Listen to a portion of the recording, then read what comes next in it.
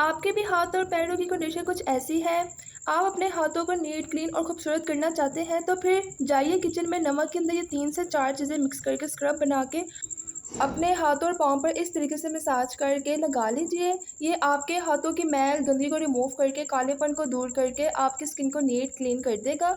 और हर कोई आपसे ये ज़रूर पूछेगा कि इतने प्यारे हाथ और पाँव हैं, ऐसा क्या लगाती हो? क्योंकि इसके रिज़ल्ट्स इतने कमाल के हैं कि कभी भी आपको क्रीम लगाने की या फिर मैनीक्योर, पेडिक्योर की बिल्कुल भी नहीं पड़ने वाली ज़रूरत, ठीक है? क्योंकि इस रेमेडी के रिज़ल्ट बहुत अच्छे हैं। इसको पाँव की एड़ियों पे भी आप लोग यूज़ कर सकते हैं, हाथों की सीधी साइड पर भी आप लोग यूज़ कर सकते हैं। बस आप लोगों ने चेहरे पे यूज़ नहीं करना, बल्कि आप बाकी बॉडी पार्ट पे यूज़ कर सकते हैं। साथ ही साथ अगर आप अपने नेल्स को लंबा करना चाहते हैं, जैसे मेरे नेल्स हैं, मैं जिस चीज़ को फ़ॉलो कर रही हूँ, मैं किस चीज़ को अप्लाई कर रही हूँ, वो भी मैं आपके साथ शेयर करूँगी। अगर आपने कमेंट सेक्शन में मुझे बोला कि लॉन्ग नेल्स पे वीडियो बना दें, तो इंशाल्लाह जल्दी इस टॉपिक पे भी मैं वीडियो बना दूँगी। तो चलें जी, स्टार्ट कर लेते हैं आज की वीडियो को। सबसे पहले आप लोगों ने इसके अंदर किसी भी बाउल के अंदर 1 चम्मच के करीब शैम्पू ऐड कर लेना है। अब पहले आपको बता देती हूँ कि शैम्पू क्या काम करता है। शैम्पू वो है जो मैल की गंदगी को रिमूव करता है, और ये आपके हाथों पर, पैरों पर जितनी भी टैनिंग होती है, जितनी भी मैल और गंदगी की लेयर होती है ना, ये इसको रिमूव करने के लिए शैम्पू बहुत कमाल का माना जाता है। लेकिन सिर्फ शैम्पू ही नहीं सारा काम नहीं करता, जब हम इसके अंदर सारी चीज़ें ऐड करेंगे ना, तो शैम्पू बेहतरीन रिज़ल्ट देगा आप लोगों को, ठीक है? तो आप लोगों ने 1 चम्मच के करीब कोई भी शैम्पू लेना है। ज़रूरी नहीं जो शैम्पू मैं ले रही हूँ आपने भी वही लेना है। कोई भी शैम्पू जो आप बॉल वॉश करने के लिए यूज़ करते हैं, आप लोगों ने 1 चम्मच के करीब एक बाउल के अंदर शैम्पू ऐड कर लेना है। इसके बाद इसके अंदर आप लोगों ने सेकंड इंग्रेडिएंट ऐड करना है, जो कि है बेकिंग सोडा, मीठा सोडा, जो कि बहुत कमाल का है टैनिंग को रिमूव करने के लिए। आपने अक्सर नोटिस किया होगा कि गर्मियों में चप्पल पहनने की वजह से निशान से बन जाते हैं, एक प्रॉपर एक पैच बन जाता है। हम चप्पल उतारते हैं तो पाँव बहुत ही ज़्यादा गंदे दिखते हैं, क्योंकि प्रॉपर एक पैच बना होता है। आधे पाँव का कलर कुछ और होता है, आधे पाँव का कलर कुछ और होता है। तो मीठा सोडा क्या काम करता है, ये पाँव के कलर को इवन कर देगा और हाथों और पाँव के कॉम्प्लेक्शन को नीट कर देगा, ठीक है? तो आप लोगों ने इसके अंदर थोड़ा-सा मीठा सोडा ऐड करना है। मीठा सोडा ऐड करने के बाद शैम्पू को और मीठे सोडे को आपस में अच्छे तरीके से आप लोगों ने मिक्स करना है। मिक्स कर लेने के बाद आप लोगों ने इसके अंदर थर्ड इंग्रेडिएंट ऐड करना है, जो कि है रोज़ वाटर यानी अर्के गुलाब। आप लोगों ने 2 से 3 कतरे करीब इसके अंदर रोज़ वाटर यानी अर्के गुलाब ऐड करना है।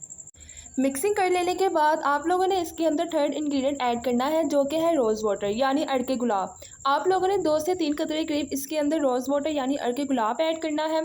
ज़्यादा नहीं ऐड करना, नहीं तो इस पैक ने पतला हो जाना है, ठीक है? तो 1 से 2 कतरे के करीब ही ऐड करना है।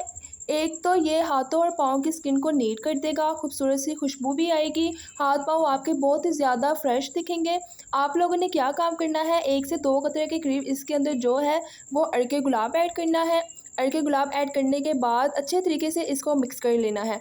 मिक्स करने के बाद जो अगला इंग्रेडिएंट जो कि किचन में पाया जाता है बहुत ही ज़्यादा, हर हांडी में हम उसको यूज़ करते हैं, वो है जी सॉल्ट यानी कि नमक। नमक हाथों और पाँव पर स्क्रब का काम करता है। जब आप मसाज करोगे ना, तो आप खुद देखोगे कि जो टैनिंग है वो रिमूव हो रही है, और नीचे से जो स्किन का कॉम्प्लेक्शन को फेयर करने के लिए सॉल्ट बहुत कमाल का है, ठीक है?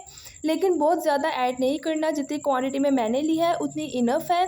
डन हो गया। अच्छा जी, नमक ऐड करने के बाद अच्छे तरीके से इसको मिक्स करना है। आप लोगों ने जब भी इस रेमेडी को बनाना है, एक एक चीज़ डालते जाना है और आप लोगों ने मिक्स करते जाना है, और कभी भी इस रेमेडी को साथ ही आप लोगों ने यूज़ नहीं करना, वरना आपको रिज़ल्ट बिल्कुल भी नहीं मिलेंगे।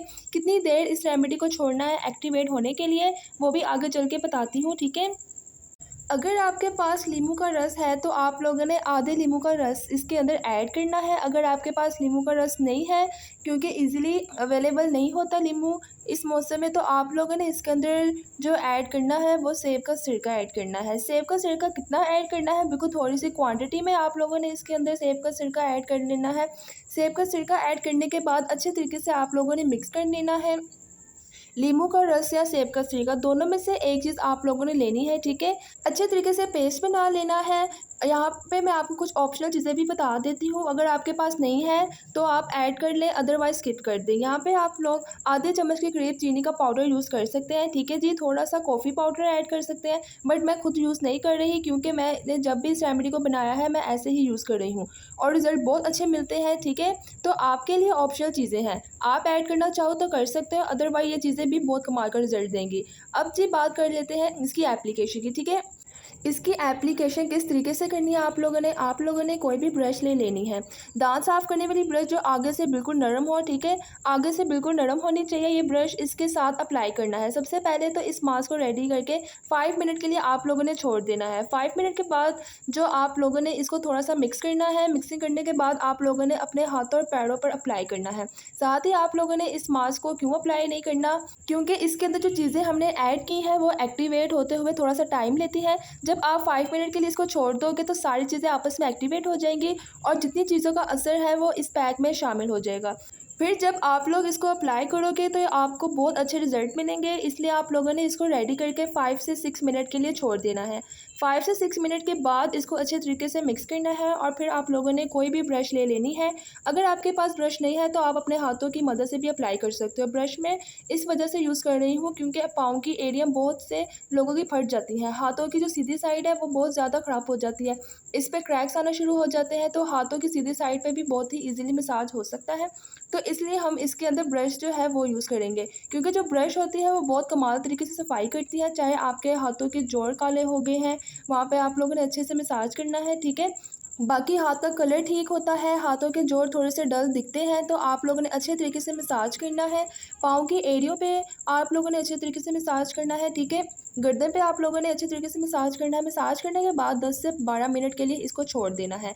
10 से 12 मिनट के लिए जब आप इसको लगा हुआ हाथों और पाँव पे छोड़ दोगे तो ये जितनी भी मैल है, जितनी भी गंदगी है, इसको नरम कर देगा और जब आप वापस वॉश करोगे तो आपके हाथ और पाँव नीट एंड क्लीन लगेंगे। लेकिन ऐसा पहली बार ही अप्लाई करने में नहीं होगा, बल्कि आप लोग इसको जब 2 से 3 बार अप्लाई करोगे ना तो आपके खुद ही रिज़ल्ट दिखना शुरू हो जाएंगे कि हाथों की जो टैनिंग है वो आहिस्ता आहिस्ता रिमूव होना शुरू हो गई है और स्किन का कॉम्प्लेक्शन फेयर होना शुरू हो गया है। आप लोगों ने जब भी इस मास्क को बनाना है आप लोगों ने फ्रेश ही बनाना है और फ्रेश ही यूज़ करना है, ठीक है जी? अगर आप चाहते हैं कि आपको बेस्ट रिज़ल्ट चाहिए, इसको आप लोगों ने चेहरे पे यूज़ नहीं करना, क्योंकि ये रेमेडी चेहरे के लिए बिल्कुल भी नहीं है। इसको हाथों पे, पाँव पे, हाथों की सीधी साइड पे, पाँव की एरियों पे, गर्दन पे आप लोग यूज़ कर सकते हैं। लेकिन आप लोगों ने इसको चेहरे पे बिल्कुल यूज़ नहीं करना। बेहतरीन रिज़ल्ट के लिए वीक में 2 से 3 बार आप लोग लाज़मी करें।